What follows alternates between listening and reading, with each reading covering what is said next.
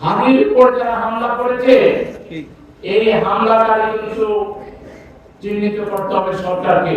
তবে মানুষ এটা ধারণা করছে এর সাথে দেশ বিদেশ এবং সেই পতিত স্বৈরাচার এবং ফ্যাসিবাদের বন্ধু হিসেবে খ্যাত যারা ভারতের দয়ায় বাংলাদেশের ক্ষমতায় আসতে চায় তাদের নানাভাবে এখানে উস্কানি জড়িত আছে।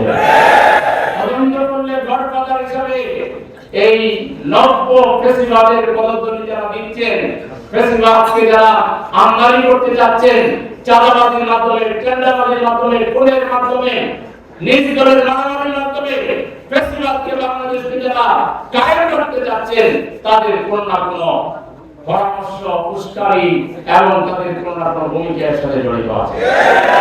এজন্য সরকারকে সুষ্ঠু তদন্তের মাধ্যমে কোন হোমরা কোন বিশেষ গোষ্ঠীর প্রতি দুর্বল না হয়ে প্রফেসর ইউনূসের সরকার যদি এই ঘটনার সুষ্ঠু তদন্ত করে যদি হামলাকারীদেরকে উদ্ধার করতে না পারেন, তার গডফাদারদেরকে যদি চিহ্নিত করতে না পারেন, সুষ্ঠু নির্বাচনের যে স্বপ্ন দেখছেন এটা শুধু স্বপ্ন থেকে যাবে, এই নির্বাচন সুষ্ঠু হবে না।